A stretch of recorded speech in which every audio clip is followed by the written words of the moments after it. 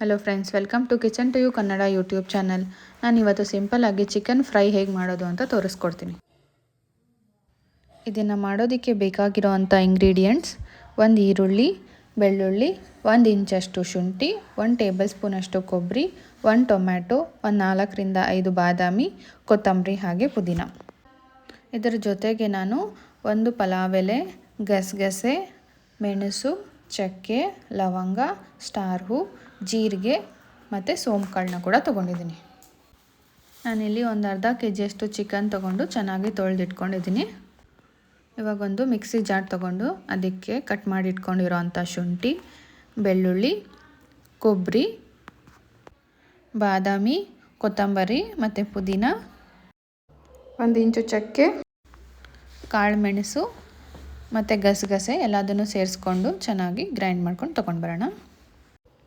ಇದ್ರ ಜೊತೆಗೆ 1-2 medium size ಈರುಳ್ಳಿನ ಕಟ್ ಮಾಡ್ಕೊತಾ ಇದ್ದೀನಿ, 1 ಮೀಡಿಯಮ್ ಸೈಜ್ ಟೊಮ್ಯಾಟೊ ಹಾಗೆ ಕೊತ್ತಂಬರಿನ ಕೂಡ ಕಟ್ ಮಾಡಿ ಇಟ್ಕೊತಾ ಇದ್ದೀನಿ. ಇವಾಗ ಹೇಗೆ ಮಾಡೋದು ಅಂತ ನೋಡೋಣ ಬನ್ನಿ. ಮೊದಲಿಗೆ ಸ್ಟವ್ ಆನ್ ಮಾಡಿಕೊಂಡು ಒಂದು ಕಡಾಯಿ ಇಟ್ಕೊಳ್ಳಿ.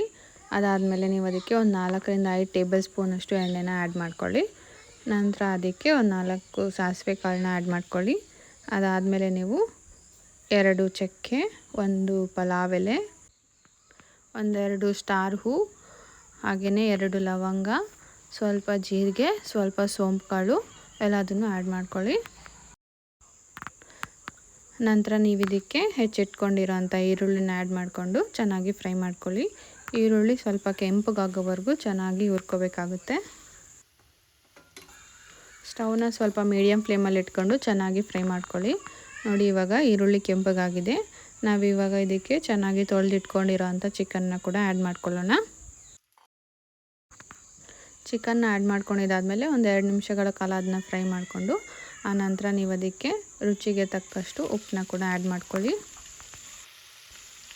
ಇದನ್ನು ಹೀಗೆ ಸ್ವಲ್ಪ ಹೊತ್ತು ಫ್ರೈ ಮಾಡ್ಕೊಂಡಿದ್ದಾದಮೇಲೆ ನೀವು ಇದಕ್ಕೆ 1 ಟೇಬಲ್ ಸ್ಪೂನಷ್ಟು ಖಾರದ ಪುಡಿನ ಕೂಡ ಸೇರಿಸ್ಕೊಂಡು ಚೆನ್ನಾಗಿ ಮಿಕ್ಸ್ ಮಾಡ್ಕೊಳ್ಳಿ. ಖಾರದ ಪುಡಿ ಸೇರಿಸ್ಕೊಂಡಿದ್ದಾದಮೇಲೆ ನೀವು ಒಂದು 5ರಿಂದ 10 ನಿಮಿಷಗಳ ಕಾಲ ಒಂದು ಪ್ಲೇಟ್ನ ಮುಚ್ಕೊಂಡು ಅದನ್ನು ಚೆನ್ನಾಗಿ ಬೇಯಿಸ್ಕೊಳ್ಳಿ. ಆನಂತರ ನೀವು ಇದಕ್ಕೆ ಹೆಚ್ಚಿಟ್ಕೊಂಡಿರೋ ಅಂಥ ಟೊಮ್ಯಾಟೋನ ಆ್ಯಡ್ ಮಾಡ್ಕೊಳ್ಳಿ. ನಾವು ಯಾವುದೇ ನೀರನ್ನ ಕೂಡ ಆ್ಯಡ್ ಮಾಡ್ಕೊಂಡಿಲ್ವಲ್ಲ, ಆದ ಕಾರಣ ಅಡಿ ಅಂಟ್ಕೊಳ್ಳೋ ಚಾನ್ಸಸ್ ಇರುತ್ತೆ. ನೀವು ಅದಕ್ಕೆ ಆವಾಗವಾಗ ಕೈ ಆಡಿಸ್ಕೊತಾ ಇರಬೇಕಾಗುತ್ತೆ. ನಂತರ ನೀವು ಇದಕ್ಕೆ ನಾವು ಆಗಲೇ ರುಬ್ಬಿಟ್ಕೊಂಡಿರೋ ಅಂಥ ಮಸಾಲೆನ ಕೂಡ ಸೇರಿಸ್ಕೊಳ್ಳಿ. ಸೇರಿಸ್ಕೊಂಡಿದ್ದಾದಮೇಲೆ ಹಸಿ ವಾಸನೆ ಹೋಗೋವರೆಗೂ 1-2 ನಿಮಿಷಗಳ ಕಾಲ ಫ್ರೈ ಮಾಡ್ಕೊಳ್ಳಿ.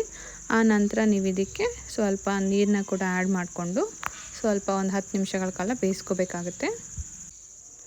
ನೋಡಿ, ಇವಾಗ ಚಿಕನ್ ಆಲ್ಮೋಸ್ಟ್ ಬೆಂದಿದೆ.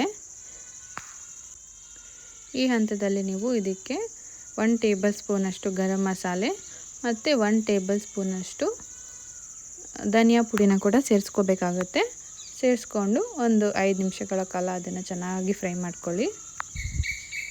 ನಾನಿಲ್ಲಿ 1 ಚಿಟಿಕೆಯಷ್ಟು ಅರಿಶಿನ ಕೂಡ ಆ್ಯಡ್ ಮಾಡ್ಕೊಂಡಿದ್ದೀನಿ. ನೀವು ಬೇಕಾದರೆ ಆ್ಯಡ್ ಮಾಡ್ಕೋಬೋದು, ಇಲ್ಲಾಂದರೆ ಸ್ಕಿಪ್ ಮಾಡ್ಕೋಬೋದು. ನೋಡಿ, ಒಂದು 5ರಿಂದ 6 ನಿಮಿಷಗಳ ಕಾಲ ಬೇಯಿಸ್ಕೊಂಡ್ರೆ ಸಾಕು, ಆಲ್ಮೋಸ್ಟ್ ರೆಡಿ ಆಗಿಬಿಡುತ್ತೆ. ನೀವಿನ್ನೇನು ರೆಡಿ ಆಗಿದೆ ಅನ್ನೋವಾಗ ನೀವು ಇದಕ್ಕೆ ಒಂದು ಸ್ವಲ್ಪ ಕಸ್ತೂರಿ ಮೇಥಿನ ಆ್ಯಡ್ ಮಾಡ್ಕೊಳ್ಳಿ. ಇದು ಸ್ವಲ್ಪ ರುಚಿನ ಎನ್ಹ್ಯಾನ್ಸ್ ಮಾಡುತ್ತೆ, ಅದಕ್ಕೋಸ್ಕರ. ನೋಡಿದ್ರಲ್ಲ ಫ್ರೆಂಡ್ಸ್, ಸಿಂಪಲ್ಲಾಗಿ ಚಿಕನ್ ಫ್ರೈ ರೆಡಿ ಆಗಿದೆ. ನಾನು ಆಲ್ಮೋಸ್ಟ್ ಡ್ರೈ ಥರ ಮಾಡ್ಕೊಂಡಿದ್ದೀನಿ. ನೀವು ಇದನ್ನು ಚಪಾತಿಗೆ, ಇಡ್ಲಿಗೆ, ದೋಸೆಗೆ ಅಥವಾ ಅನ್ನಕ್ಕೆ, ಮುದ್ದೆಗೆ ಎಲ್ಲದಕ್ಕೂ ಕೂಡ ಸರ್ವ್ ಮಾಡ್ಕೋಬೋದು. ಇಲ್ಲಾಂದರೆ ನೀವು ಇದನ್ನು ಸೈಡ್ ಡಿಶ್ ಥರ ಕೂಡ ಸರ್ವ್ ಮಾಡ್ಕೋಬೋದು. ಈ ರೆಸಿಪಿ ನಿಮ್ಗೆ ಇಷ್ಟ ಆಗಿದ್ರೆ ನನ್ನ ವಿಡಿಯೋನ ಲೈಕ್ ಮಾಡಿ, ಶೇರ್ ಮಾಡಿ, ಹಾಗೆ ಮರಿದಿರ ನನ್ನ ಚಾನಲ್ನ ಸಬ್ಸ್ಕ್ರೈಬ್ ಮಾಡ್ಕೊಳ್ಳಿ. Thank you.